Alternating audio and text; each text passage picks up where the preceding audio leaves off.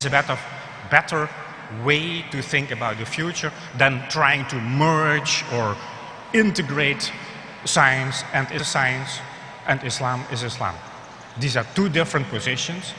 They compete. Sometimes they build a consensus, but don't merge. I come to my last slide because I think that my time is almost up. The next issue that I was thinking in the technical instructions, you mentioned the, sorry, next slide. Next slide, please.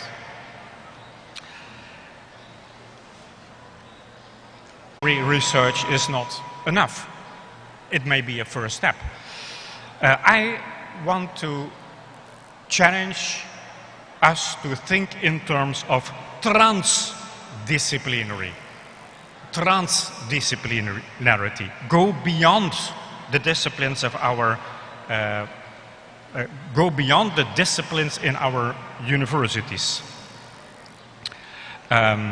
Taking into account various levels of reality, including we can think about the fact that our world and our challenges are complex. Everything is connected to each other's, but we have to go beyond the boundaries of our knowledge and our expertise. Problems are systematic. We speak about ecosystems. When I do something in water, I give you one example. I was involved in a project in Bandung, cleaning the Citarum River. Now, all the experts were very good in what they were doing, but they didn't realize that by solving one problem, you create another problem. There was the river is heavily polluted, and then they said, oh, we have to dig wells. When 40 million people start to dig wells and are dependent on groundwater, the groundwater level down. The water in the wells is already polluted. So we did not think, okay, if I do this, what will be the effect on another field? So we have to see how all those problems are related. So very often we create health problems from a water engineering perspective. So think in terms of the complexity, how one solution may affect other problems. We are dialogical, not only the dialogical between sciences, engineering, economy, law, health sciences, religious studies, and so on. So there must be a dialogue, but also with other sources of knowledge. For example, traditional wisdom. It's very important to take that into account. And integral, so seeing that there are various levels of reality, including the reality, the ultimate reality that we cannot see, the reality that we cannot observe. So in that sense, theology or Islamic studies can come in. Sorry, Pak Frans, you have still 5 minutes left.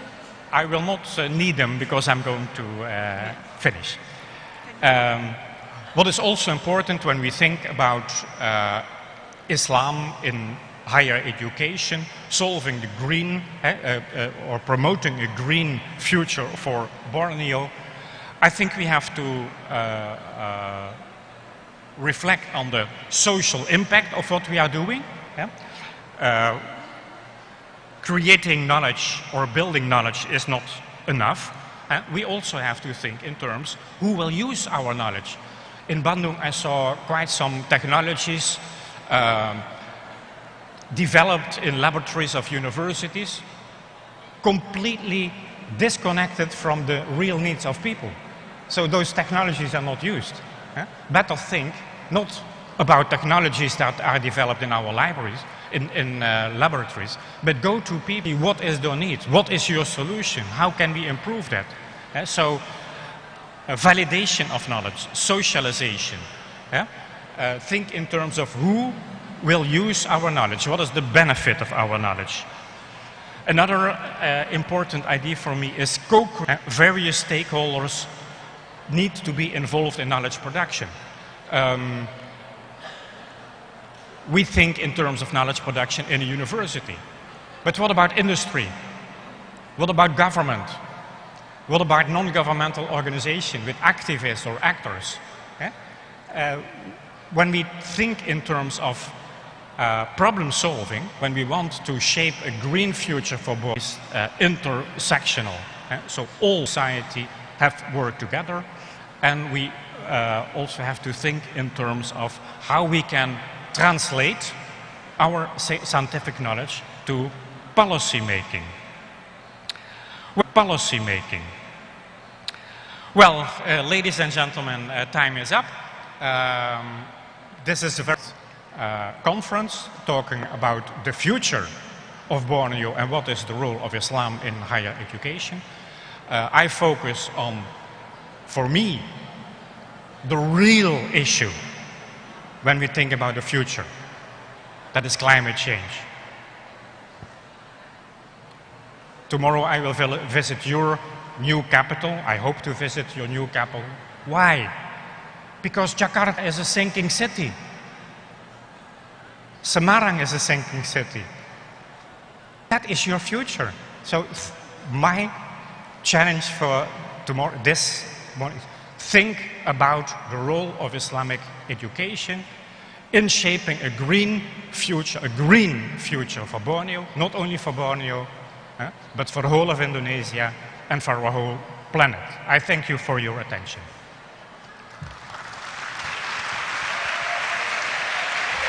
Thank you so much, Pak Frans.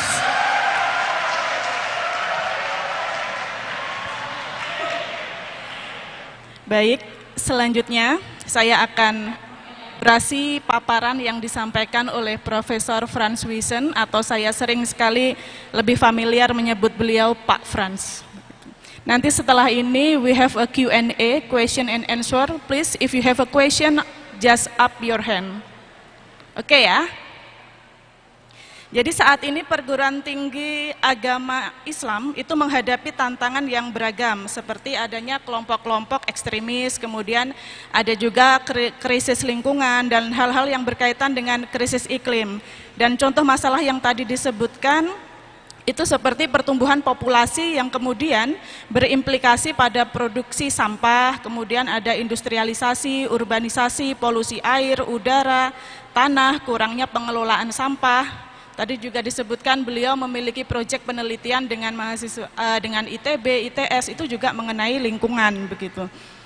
Nah, kemudian PT KE-8 itu saat ini juga sedang berupaya mendorong adanya integrasi pengajaran Islam dengan pengetahuan-pengetahuan kontemporer.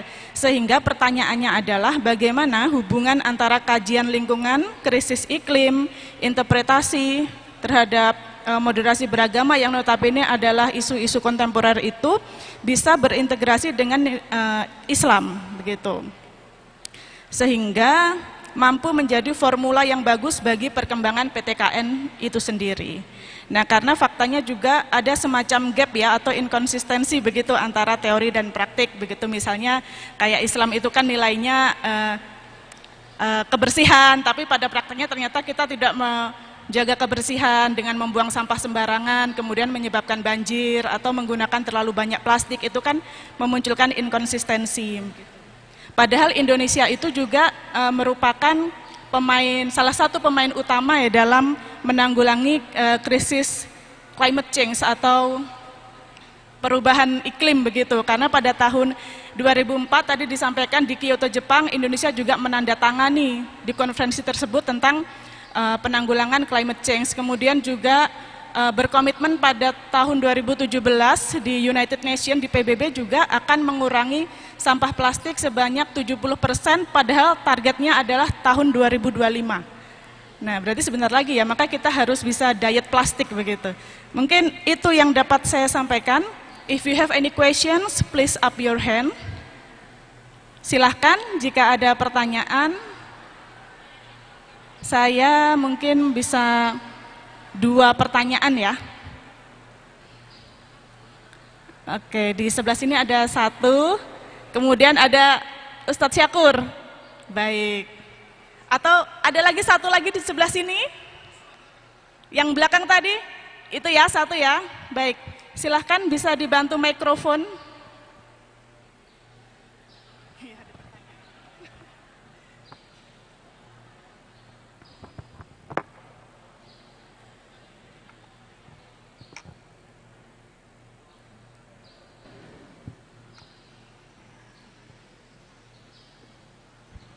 Cek satu.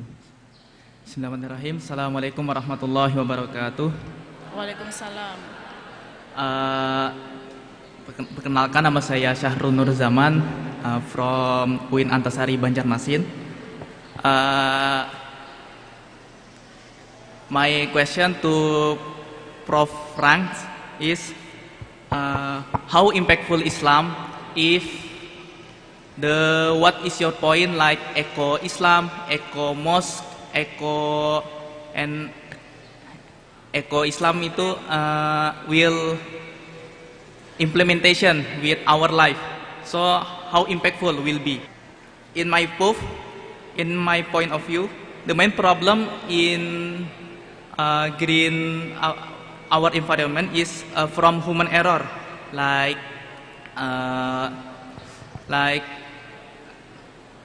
So, what do you think, optimist or pessimist with our future, with our green world? So, that's my question. Thank you. Okay, thank you. Okay, directly, yeah. Please. Thank you for your question. I'm very optimistic. I think one of our